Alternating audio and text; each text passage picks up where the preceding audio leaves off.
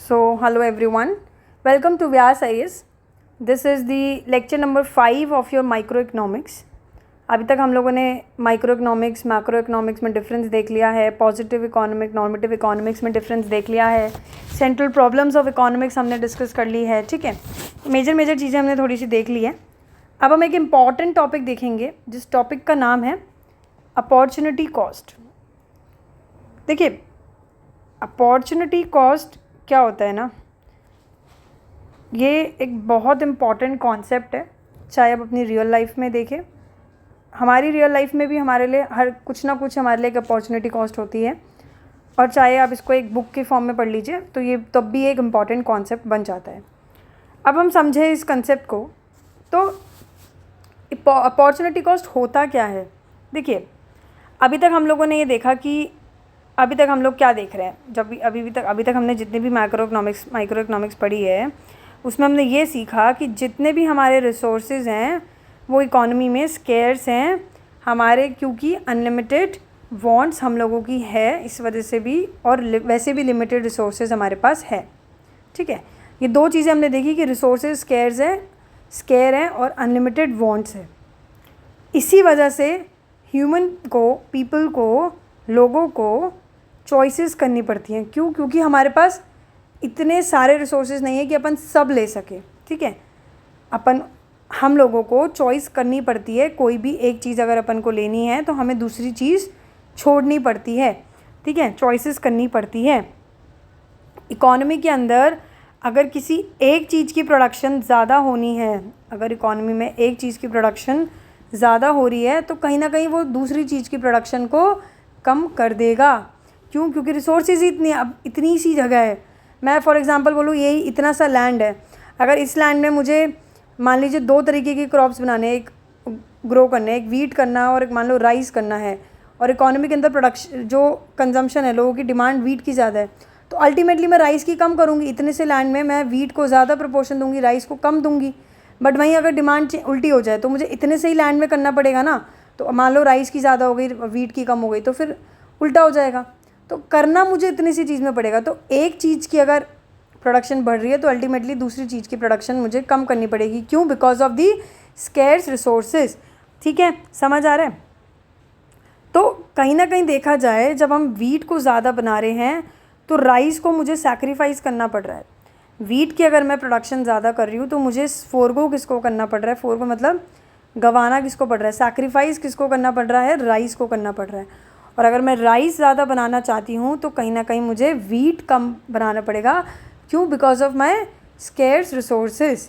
ठीक है, समझ आ रहा है. तो कहीं ना कहीं जो हमारी कॉस्ट आ रही है, इसको इकोनॉमिक्स में हम कॉस्ट के टर्म्स में बोल देते हैं कि ये जो मेरी कॉस्ट आ रही है वो कहीं ना कहीं कैसी आ रही है कि मुझे एक ऑल्टरनेटिव आउटपुट को छोड़ना पड़ रहा है. कोई दूसरा आउटपुट, यानी कि राइस को छोड़ के वीट बनाना पड़ रहा है. एक ऑल्टरनेटिव आउटपुट को मुझे छोड़ना पड़ रहा है. लॉस करो या लूज़ कर लो, ऐसा बोल दो, करना पड़ रहा है. ठीक है, समझ आया. Since the resources are scarce, the society is always forced to make choices, and to produce more of one good a certain amount of other good has to be sacrificed. ठीक है, so the true cost of using economic resources in any given project is loss of alternative output which they might have produced. ठीक है, समझ आया. जैसे मैंने आपको example दिया वीट राइस का. फॉर एग्जांपल आप मान लीजिए कि जैसे एक लैंड है हमारे पास. ठीक है, ये एक लैंड है. तो अब मान लीजिए ये एक सर्टेन अमाउंट ऑफ लैंड हमारे पास है, लेबर हमारे पास है कुछ, और कुछ कैपिटल भी हमारे पास. और अगर हम इन चीज़ों को, लैंड, लेबर, कैपिटल को, फैक्टर्स ऑफ प्रोडक्शन को घर बनाने में लगा दें, या मान लीजिए फैक्ट्री बनाने में लगा देंगे. मान लो मेरे पास ऑप्शन था, या तो मैं घर बनाऊं या फैक्ट्री. मान लो मैंने बोला कि चल फैक्ट्री फाइनल है, फैक्ट्री बनाएंगे, होम नहीं बना सकती. तो कहीं ना कहीं फैक्ट्री बना रही हूँ तो मेरा होम की जो वो है उसको मुझे छोड़ना पड़ेगा इस चीज़ को. क्यों? क्योंकि मेरा लैंड तो एक लिमिटेड है ना. तो this is my opportunity cost.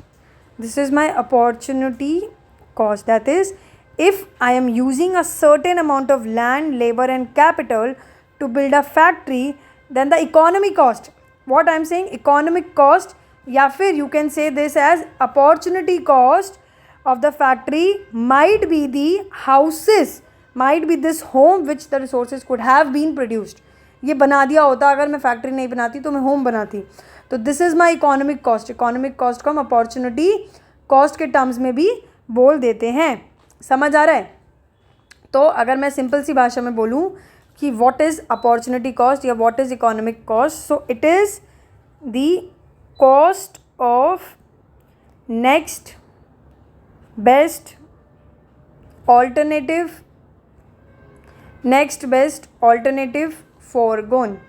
This is important, आपको ये टर्म पता होनी चाहिए। ये फुल एक तरीके से इसकी डेफिनेशन है अपॉर्चुनिटी कॉस्ट की, that opportunity cost is the cost of next best alternative foregone. अब देखो एग्जाम्पल से समझते हैं, आपको ज़्यादा अच्छे से समझ आएगा। अभी हो सकता है कि नहीं समझ आया हो, ठीक है। फॉर एग्ज़ाम्पल कि let's say I am working in a bank. मैं एक बैंक में काम कर रही हूँ और मान लेते हैं कि मेरी जो सैलरी है वो 60,000 पर मंथ है, ठीक है। लेट्स से कि मैं बैंक में काम कर रही हूँ and my salary is 60,000 per month. अब मेरे पास दो जॉब ऑफ़र्स आए हैं। मैंने बोला मेरे पास 2 जॉब ऑफ़र्स आए हैं। पहला जॉब ऑफ़र मेरे पास ये आया है कि मैं एक एग्जीक्यूटिव की तरह भी काम कर सकती हूँ। I can work as an executive, जिसमें मेरे को सैलरी मिलेगी मान लीजिए 50,000 पर मंथ। एंड दूसरी चीज़ मैंने बोला कि मैं एक जर्नलिस्ट की तरह भी काम कर सकती हूँ, तो मेरे को सैलरी जो मिल रही है वो मिल रही है 55,000 पर मंथ, ठीक है। समझ आया? मैंने बोला कि मैं ऑलरेडी एक बैंक में काम कर रही हूँ and my salary is 60,000 per month. Along with this I am getting 2 job offer, जिसमें मेरे को एग्जीक्यूटिव की तरह अगर मैं काम करती हूँ तो 50,000 का मिल रहा है, और जर्नलिस्ट की तरह आई एम डूइंग तो मुझे 55,000 पर मंथ मिल रहा है। तो अगर मैं सोचूं कि हाँ मान लीजिए मुझे किसी वजह से ये वाली जॉब नहीं पसंद, बैंक वाली, मान लीजिए मुझे ये जॉब छोड़नी ही थी and I am looking for next best alternative, तो यूजुअली तो लोग ऐसे सोचेंगे यार 60,000 से ऊपर की सैलरी में ही मैं काम करूँगी, अदरवाइज़ मैं काम नहीं करूँगी। बट मान लीजिए फॉर एनी रीज़न हमें नहीं मिल रही है, सिर्फ यही 2 जॉब ऑप्शन मेरे को मिल रहे हैं, एक तो एग्जीक्यूटिव और एक जर्नलिस्ट, और वो लास्ट ऑप्शन जो है 50,000 और 55,000 है, उसके अलावा मुझे कोई सैलरी ऑप्शन नहीं मिल रहा है। तो मेरे लिए जो नेक्स्ट बेस्ट ऑल्टरनेटिव फॉरगॉन है, नेक्स्ट बेस्ट ऑल्टरनेटिव फॉरगॉन क्या होगा आप खुद समझ सकते हैं, वो है जर्नलिस्ट, जो कितना मेरे को दे रहा है 55,000 पर मंथ, ठीक है। तो वही है, इसको आप एक और एग्जांपल से जैसे अगर मैं समझाऊं कि मान लीजिए let's take a good pen, या मान लीजिए मैंने बोला कि यार मेरे पास ना 20,000 रुपये हैं और मेरे को इस 20,000 रुपये में एक कंप्यूटर भी लेने का मन है और एक मेरे को LCD टीवी भी लेनी है। अब कॉमन सेंस ये है कि भाई कंप्यूटर और LCD टीवी दोनों 20,000 में तो नहीं आएगा, या तो मैं कंप्यूटर ले सकती हूँ या मैं LCD टीवी ले सकती हूँ। तो अगर मैंने कंप्यूटर परचेज़ किया है, अगर मैं कंप्यूटर परचेज़ करती हूँ तो मैं LCD टीवी को फोरगोन करूँगी, और अगर मैं LCD टीवी परचेज़ कर रही हूँ तो मुझे कंप्यूटर को फोरगोन करना पड़ेगा। तो यानी कि my opportunity cost for buying the computer is LCD। अगर मैंने कंप्यूटर ले लिया तो मेरी LCD अपॉर्चुनिटी कॉस्ट है, ठीक है। समझ आ रहा है आपको अपॉर्चुनिटी कॉस्ट क्या है? फॉर एग्ज़ाम्पल मैं बोलती हूँ कि मेरे पास एक ऑप्शन है कि मेरे को 50,000 की जॉब भी मिल रही है और एक जगह मेरे को दूसरी जगह मान लीजिए मुझे मिल रही है 40,000 की जॉब, तो ऑफकोर्स सी बात है कि मैं 50,000 वाली जॉब प्रेफर करूँगी। बट अगर मुझे मान लीजिए किसी वजह से 50,000 की जॉब नहीं मिलती, तो मेरे लिए जो नेक्स्ट बेस्ट ऑल्टरनेटिव है, जो नेक्स्ट बेस्ट ऑल्टरनेटिव फॉरगॉन है कि मैं बोलूँ भाई अगर मैं ये काम नहीं कर रही तो मैं दूसरी जगह जो काम करूँगी वहाँ से मुझे 40,000 रुपये तो मिल रहे हैं। समझ आ रही है? समझ आ रही है बात? मान लीजिए मेरे को 50,000 की जॉब कर रही हूँ, किसी वजह से मेरी जॉब भी चली जाती है और मेरे पास 2-3 ऑफ़र्स हैं, मान लीजिए एक 40,000 का है या 30,000 का भी है, ठीक है। तो मेरे लिए ये रहेगा कि यार अगर 50,000 की जॉब नहीं मिली तो मेरे पास नेक्स्ट बेस्ट ऑल्टरनेटिव है 40,000, ठीक है। समझ आ गया? This is my opportunity cost. आप इस तरीके से भी समझ सकते हैं कि मान लीजिए मैं कहीं काम करती थी जहाँ मुझे 30,000 रुपये मिल रहे थे, और मैं कहीं भी जाऊँ मुझे मिनिमम इतने पैसे मिल ही रहे हैं, क्योंकि मेरे बेसिक स्किल्स या मेरे पास जो स्किल्स हैं वो मेरी स्किल्स के अकॉर्डिंग मुझे 30,000 रुपये तो मिलेंगे ही मिलेंगे, क्योंकि मेरी इतनी वर्थ है। ठीक है, मान लीजिए, और मैं किसी जगह जा रही हूँ, वो मुझसे पूछते हैं कि यार आप सैलरी कितना एक्सपेक्ट कर रहे हैं, तो ऑफकोर्स ही बात है मैं 30,000 तो बोलूँगी ही नहीं। 30,000 तो क्योंकि मुझे मिलना ही मिलना है, मैं बोलूँगी यार मैं एक्सपेक्ट करूँगी 30,000 से ऊपर। क्यों? क्योंकि जो मेरी अपॉर्चुनिटी कॉस्ट है वो 30,000 रुपये तो कहीं से भी मेरे को मिल जाएगी ना। समझ आ रही बात? तो अपॉर्चुनिटी कॉस्ट एक तरीके से ये है कि अगर मैं यहाँ काम नहीं कर रही तो मेरे लिए जो दूसरा ऑप्शन है वहाँ से मुझे कितना मिल जाएगा। समझ आ रहा है? So this is known as opportunity cost. Simple सी बात में मैंने आपको बताया, the amount of other goods and services that must be sacrificed to obtain what, to obtain more of any good is called the opportunity cost of the goods. ये तो हो गई गुड्स के टर्म में, वो हो गई थी हमारी एक जनरल डेफिनेशन। तो आप ये भी लिख सकते हैं, the amount of other goods and services, the amount of other goods and services that must be sacrificed,